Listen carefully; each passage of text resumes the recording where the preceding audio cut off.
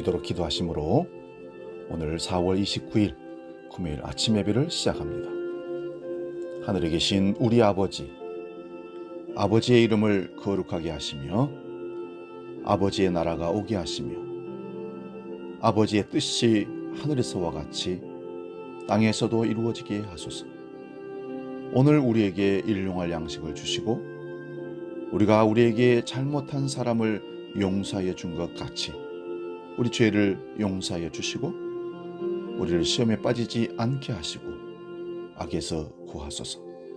나라와 권능과 영광이 영원히 아버지의 것입니다.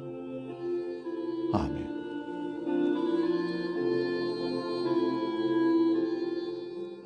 찬송가 94장 주 예수보다 더 귀한 것은 없네. 함께 찬송합니다.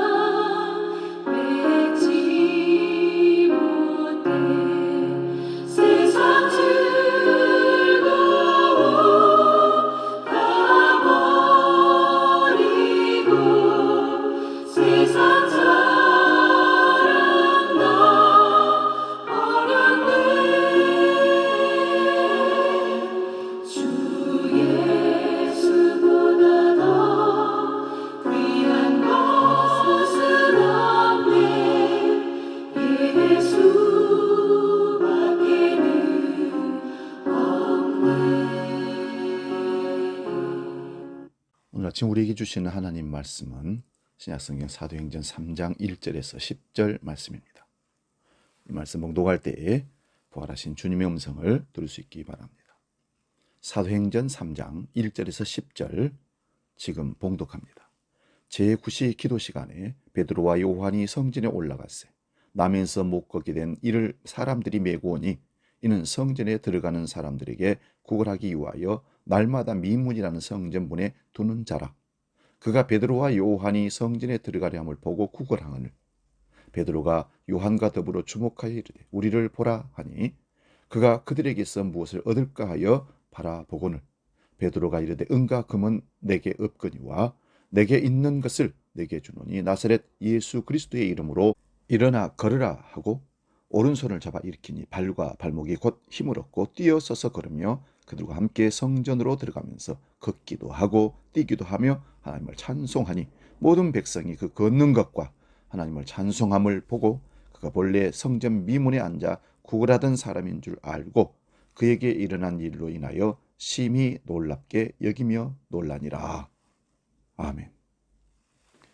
오늘 봉독한 말씀으로 5절에 있는 말씀, 그가 그들에게서 무엇을 얻을까 하여, 그래서 제목을 무엇을 얻을까 하여 이런 제목으로 말씀의 은혜를 나눕니다.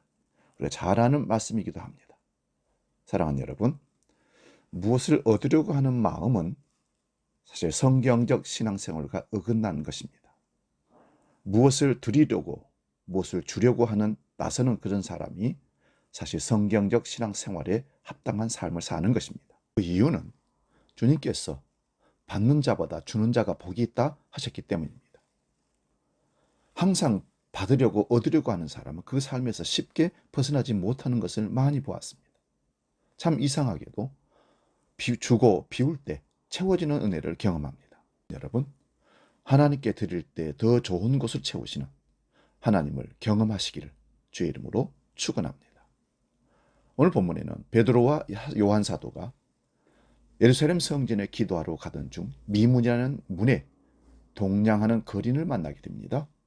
태어날 때부터 걷지 못했다고 2절에 말씀합니다. 이 사람은 일어나 걷는 게 가장 큰 소원이었겠지만 먹고 사는 문제가 더 큰 소원이라고 한 푼 달라고 구걸하는 삶을 살고 있었습니다. 얻으려고 성전문에 나온 사람입니다. 한마디로. 아마도 그 다음이 아마 걷는 소원일 것입니다. 진정한 소원이 벽에 부딪히고 안 된다는 불신의 마음을 품게 되면 그 사람에게서 다음 소원이 그를 지배하게 됩니다. 사실 그 사람에게 가장 원하는 삶이 있다면 일어나서 걸어서 생활하고 사는 것이었을 것입니다. 그러나 그것은 안 된다고 포기했던 것입니다. 그래서 먹고 사는 문제가 그 다음의 소원이 그를 지배하고 성전까지 날마다 나와서 성전 안에 들어가지 못하고 문에서 구걸하는 거린으로 자리를 잡게 되었던 것입니다.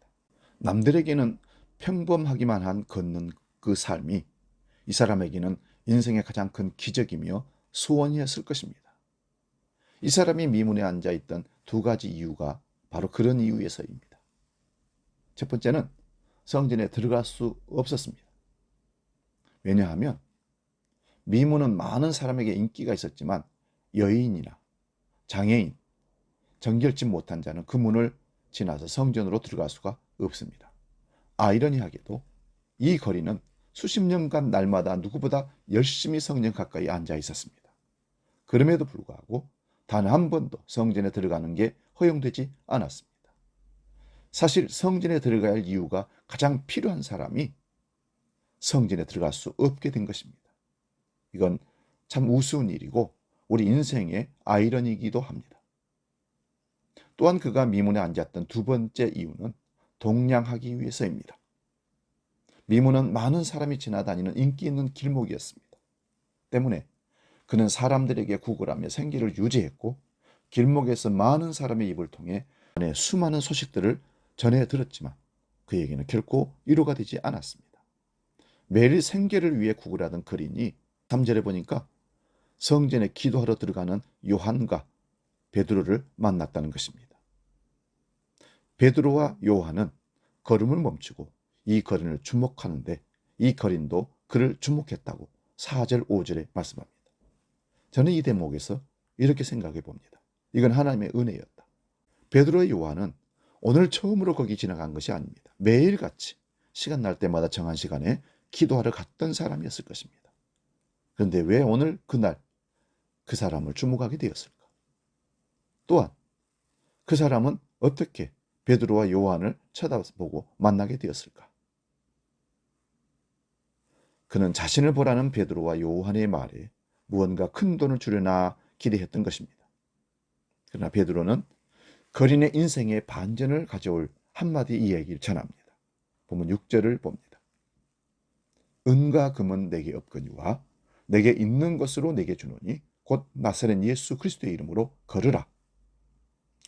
그렇게 쳐다봐도 우리에게는 돈이 없습니다.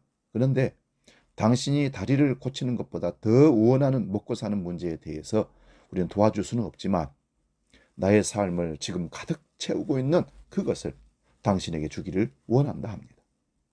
그리고 베드로는 그 거린의 손을 힘껏 붙들었고 태어나 한 번도 일어나 본 적이 없었던 이 거린은 그 손을 의지해서 일어나 발과 발목에 힘을 얻기 시작했다고 7절에서 9절에 말씀합니다.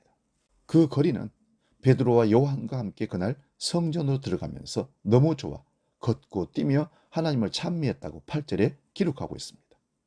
걷게 되면서 그가 가장 먼저 한 일은 하나님을 예배하는 성전에 들어간 것입니다.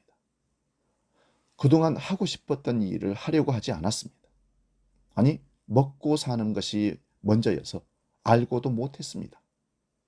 그런데 이제 대신 자신을 치료해 주신 하나님께 감사드리기를 원했습니다.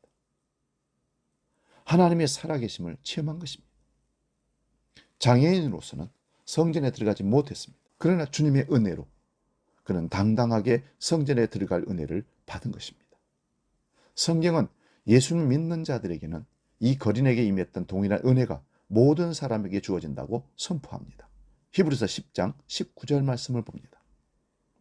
그러므로 형제들아, 우리가 예수의 피를 힘입어 성소에 들어갈 담력을 얻었나니. 성전에서 하나님을 예배해 드리면 이렇게 주님의 은혜가 아니면 불가능한 우리들에게 하나님은 하나님 앞에 나아갈 수 있는 은혜의 자유를 허락해 주셨습니다. 주 예수 그리스도를 믿는 사람은 누구든지 예수님의 보혈로 이미 그 성소에 들어갈 담력을 얻었습니다. 다른 건 이 땅에서 해결되지 않았다고 해도 영적 장애의 문제만큼은 인생 가운데 해결되어야 합니다. 그래야 부활이 우리에게 주어집니다. 때문에 하나님은 인간이 스스로 풀 수 없는 그 문제를 해결하시라고 자신의 독생자 아들을 이 땅에 보냈던 것입니다. 은과 금은 세상 사람들이 줄 수 있는 가장 귀한 것이지만 이를 소유했었다 할지라도 여전히 채워지지 않는 공허함과 마주한 자신을 우리는 발견하게 됩니다. 베드로와 요한은 은과 금은 자신들에게 없었지만 인생을 역전할 수 있는 이름 예수 그리스도가 우리에게 있다고 선포합니다. 예수님은 나의 모든 죄와 허물을 대신 짊어지시고 십자가에 죽으셨으나 부활하셨습니다. 그리고 우리는 누구나 그 예수님께 나아갈 수가 있습니다. 미문, 그 뜻은 아름다운 문이란 뜻입니다. 그분은 하나님이 계시는 성전으로 들어가는 통로를 누구나 들어갈 수 있도록 열어주신 아름다운 미문이 되셨습니다. 예수님은 양의 문이라고 요한복음에서 선포하셨습니다. 나는 양의 문이라. 그 성전에 들어가는 그 문을 통과하는 열쇠가 바로 예수 그리스도시라는 말씀입니다.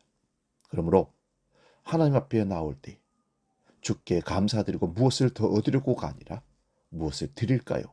물으며 나온다면 우리는 더 큰 은혜를 입을 것입니다. 기도하겠습니다. 하나님, 우리는 무엇을 더 얻을까 하여 혹이라도 기도의 자리, 예배 자리에 나온다면 마음을 바꾸게 하여 주옵소서.